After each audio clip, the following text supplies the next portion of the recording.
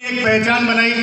बहुत अलग अलग जगहों से मेरे पास फोन आते हैं कि सर बाड़मेर में ऐसा क्या हुआ जो इतनी सारी पीने एक महीने में, है ना, कि इतनी सारी पीने एक महीने में बाड़मेर में आई। डिपो वाले बोलते हैं कि सर क्या बात है, स्टॉक भी नहीं मिल रहा, स्टॉक खत्म होने लग गया। तो ये सारा कुछ कमाल क्या है कि इस सेलिब्रेशन फंक्शन का है, क्योंकि बाड़मेर के लोगों को पता है कि इस बार नए साल में हम इस बिजनेस के विश्व पितामह श्रीमान पीसी छाबड़ा जी के साथ नया साल सेलिब्रेट करना है। तो एक बार गुरुदेव के लिए जोरदार ताली चाहूंगा।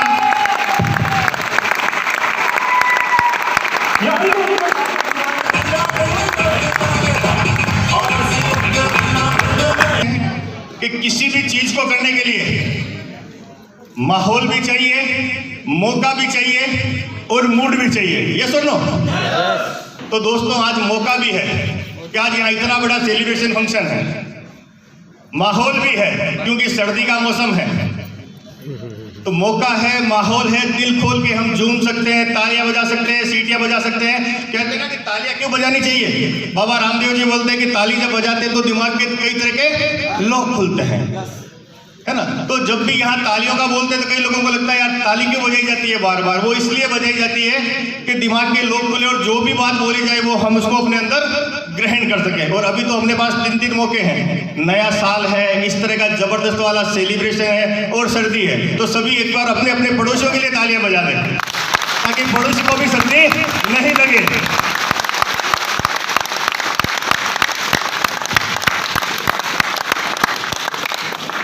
दोस्तों गुरुदेव बोलते हैं कि किसी भी चीज, इस बिजनेस में, ये बिजनेस बहुत आसान है, ये बिजनेस बहुत आसान है। इसमें हर वो शख्स इस स्टेज पे आ सकता है जिसने ठान लिया हो। लेकिन दिक्कत कहाँ है, इसको मैं एक छोटी सी कहानी के माध्यम से बताता हूँ और उसके बाद हम इस प्रोग्राम को और आगे बढ़ाते हैं। शहंशाह अकबर का नाम सुना जी? शहंशाह अकबर अपनी 50वां जन्मदिन मना रहे थे। तो उन्होंने सोचा इसको एक बहुत भव्य रूप दिया जाए। तो उन्होंने दूर दूर से जो भी शहंशाह, राजा, महाराजा, सबसे पूछा कि कहाँ की क्या चीज़ फेमस है, और उन्होंने वो सब पकवान बनाए जो उन लोगों ने सुने। तो कई राजाओं के लिए, महाराजाओं के लिए वो अपने आप में बड़ा विचित्र सा था, यार हमने आज से पहले इस तरह के व्यंजन के बारे में सुना ही नहीं, देखा ही नहीं। लेकिन क्योंकि बादशाह था, शहंशाह था, और उसने अपने अंदाज में अपनी जन्मदिन को सेलिब्रेट करना था, तो उन्होंने दिल खोल के व्यवस्था की। जितने भी राजा महाराजा आए सब ने देखा और बोला यार क्या व्यवस्था है, क्या व्यंजन बनाए, क्या खाने बनाया, ऐसे ऐसी मिठाइयाँ, ऐसे ऐसे व्यंजन जो लोगों ने नाम नहीं सुने। तो शहंशाह अकबर जिधर भी जा रहे थे लोगों के मुंह से उनकी तारीफों के पुल बन रहे थे, कमाल है, कमाल है, कमाल है। लेकिन तभी पीछे से एक आवाज आई, काश वो होती तो अकबर ने कहा कि ये कौन है? इधर उधर देखा कि सब लोग तारीफ करते नहीं तक रहे, लेकिन ऐसा कौन शख्स है जिसको इसमें भी कमी नजर आई? फिर उसने आगे बढ़ा, फिर आवाज आई कि यार सब कुछ बढ़िया है, काश वो होती तो।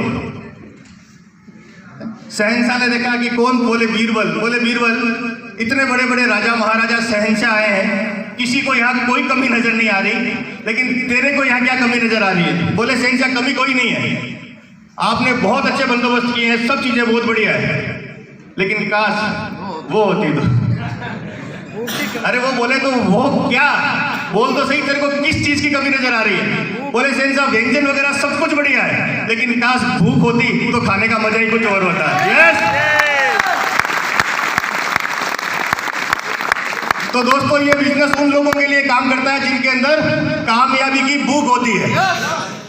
या सिर्फ और सिर्फ एक चीज मायने रखती है कि कामयाबी की भूख इसके अंदर कितनी ज्यादा है, और जिसके अंदर जितनी बड़ी भूख है कामयाबी की, उसके पास उतना ही बड़ा लेवल है। और जहां से इसकी शुरुआत होती है, जहां से आरसीएम बिजनेस में कामयाबी का सफर शुरू होता है, वो है डायमंड क्लब। इस बिजनेस की नींव कह सकते हैं उसको, इस बिजनेस की कामयाबी की शुरुआत बोल सकते हैं जिसको।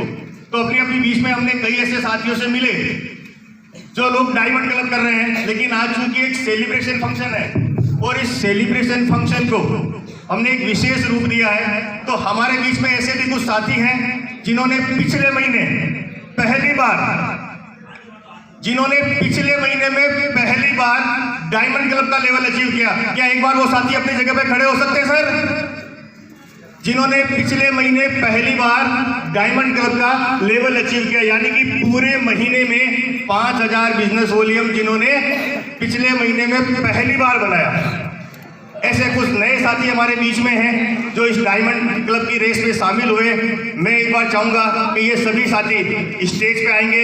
आप सबकी जोरदार तालियों के बीच please come on the stage. और मैं सभी टेक्निकल अचीवर्स से रिक्वेस्ट करूंगा कि वो भी स्टेज पे आए और इन सभी न्यू डायमंड क्लब अचीवर्स का मेडल के साथ स्वागत करें। तो एक बार आप सबके दिल खोल के जबरदस्त तालियां।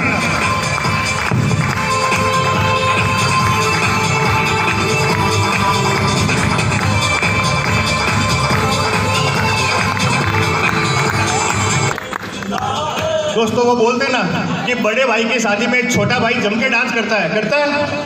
वो किस लिए करता है कि भाई की शादी है इसलिए? हमें ऐसा लगता है कि वो इसलिए डांस करता है कि उसको पता है कि मेरा नंबर तो क्लियर हो गया है, अब ये गया, अब अगला नंबर किसका है? तो हमें भी ये तालियां इसलिए बजानी है कि अगली बार हम स्टेज पे हो और पूरा हॉल हमारे लिए तालियां बजाए। तो तालियों में हमें कंजूसी नहीं करनी चाहिए।